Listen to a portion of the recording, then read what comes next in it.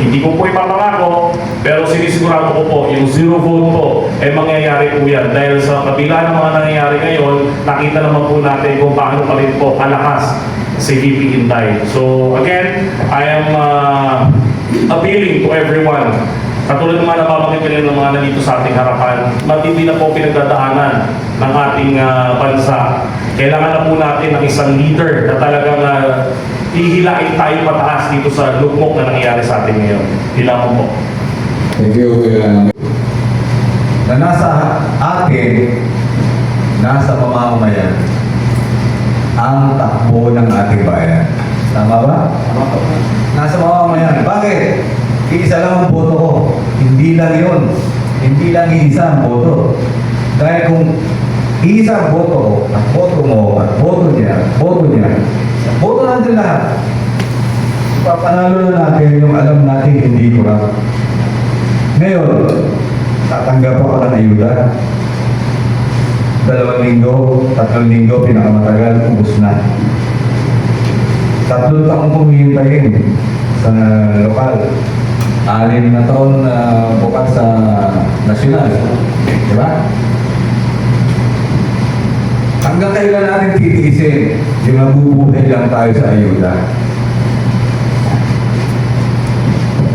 Pwede ko, si BP Sara, may narinig ka bang nagbibigay ng ayuda? Maliban doon sa mga medical o funeral, yung mga request. Nagpapamigay ba siya? May narinig ka ba? Sa mainstream, wala. Kasi yung nakikita ko sa pagtulong ni BP Sara, halos hindi niya pinapadaan sa media. Katulad ng mga lumalabas ngayon. Kaya lang niya nilabas ngayon. Dahil sa binabati ko siya na wala daw ginagawa, walang ginagawa ang ating BP.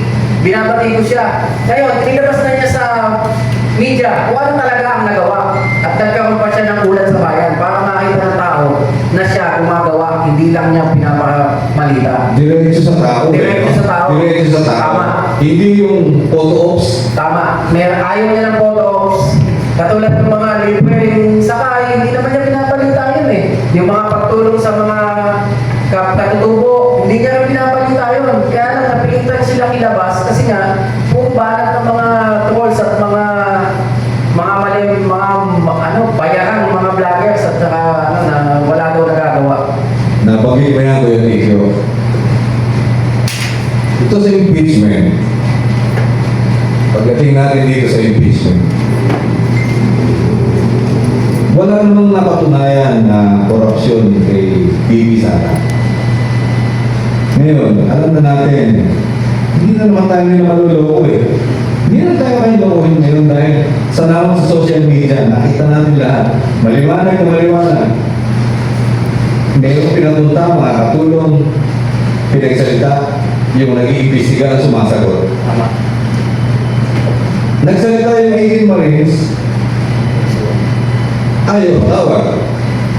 Ngayon, yun ang broader picture. Puntahan natin yung pinakabuot. Yung bang pipirma sa impeachment ni BP Sara, nakinabang ba ng envelope o baleta o paper ba? Ano sa palagay mo lang? Ako, sa palagay ko, diretsahan ang pagsasalita ko. Halos lahat ng mga komite ay kasama sa binanggit. Halos, hindi ko sinabi lahat, ay kasama sa binanggit ng 18 Marines. Kaya pilit nilang isinusulong ang impeachment. Dahil talagang sobra-sobra ang pakinabang nila. Kasi pag nanalo si VP sa pagkapangulo, mabubulgar lahat ng mga katiwalian nila at sigurado mananagot sila. Kaya lahat ng mga nagsusulong at nagpipilit isulong ang impeachment, 100% o 101% mga nakikinabang yan. Zero vote. Zero vote sa Yan lahat ang ng gusto mga natin. pirma. Lahat ng korap, zero vote. Mamaya, babalikan natin ito before the ending ng forum natin. Babalikan natin lahat ng paghihirap, particular dito sa Bulacan. Yung mga budget na tinanggap dito sa Bulacan at the end part of this forum. Ikaw, bukan ulit, yung sinasabi na tungkol doon sa zero vote. Ano ba yung pwede natin gawin sa Depende doon sa mga kongresista na pipirma kay sa impeachment din. Sa zero vote, sa totoo lang, yung zero vote, napakabigat. Dahil ang nangyayari ngayon, dati pa, lahat ng katiwalaan, lahat ng kung ano man ang ginawa nilang hindi maganda para sa bayan. Pagdating ng eleksyon, natatakpan ang salapi. Totoo ba yan? Nangyayari. Kaya nasabihin daw si Kuya Tikyo. Kaya, tapusin ko lang kasi, kaya, sana, yung grupo natin na ito, gaya nga sabi ko kanina, hanggang dulo magsama-sama tayo. Kung talagang gusto natin ang pagbabago. Yun lang. Salamat. Pwede ka ma. Pwede yun. Susugang ko lang yung sinabi ni Tola Pino na talagang ang nangyayari ngayon, harap-harapan tayong ginagago, lumalaban, galit na galit, pero pagdating ng eleksyon, tumatanggap pa rin tayo. Kaya sino ang may kasalanan? Kaya ngayon, panahon na, sobra-sobra na ang ginagawa sa atin ng mga politiko na yan. Sana sa sarili mismo natin, manggaling ang pagbabago. Hindi tayo mababago ng mga politiko dahil hanggat may tumatanggap sa ating mga mamamayan, hindi natin mababago ang sistema. Kaya simulan natin ang pagbabago sa sarili natin. Huwag magpadala sa 1,000, 2,000. Madami dyan na, sir, oo, pero pagdating ng lalamunin. Ngayon, maraming galit. Pero, pag nagaya ng rally, nagaya ng forum, galit lang sila sa salita, pero walang gawa. Kaya inikayat ko ang mga mamamayan natin. Kumilos tayo, hindi tayo pwedeng magalit lang. At lalong katwiran nila, magugutom tayo kapag sumama tayo sa rally. Ang nakikita niyo pang-mandalian lang eh. Ang tinitingnan natin, pang-mahaba ang solusyon. Kung sasama tayo sa mga pagkilos, pang-mahaba ang solusyon ang nakikita natin para mapalitan agad ang mga bulok na namumuno dito sa ating bansa. Hanggang kailan tayo magtitiis? Yun ba? Hanggang wala ng tiis. Kuya Jess, si Kuya Jess, isa rin siyang may isot.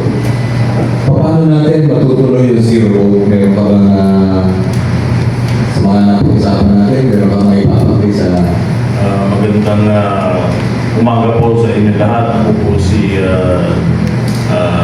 Eagle Jezreel Dominguez. I am the Regional Governor of Central Luzon Region 37 of the Fraternal Order of Eagles, Philippine Eagles. I'm not speaking in behalf of my organization, of my fraternal organization, but makikita naman po ninyo sa amin sa Agila kung sino ang aming sinusuportahan. Wala po itong dikta ng bawat official ng aming organization, ng aming fraternity, pero in every assemblies na meron kami, nakikita nyo naman kung sino yung maliwanag na aming dinadala. Siguro with regards to zero votes, ang aming pong fraternity ay hindi na po kailangang diktahan.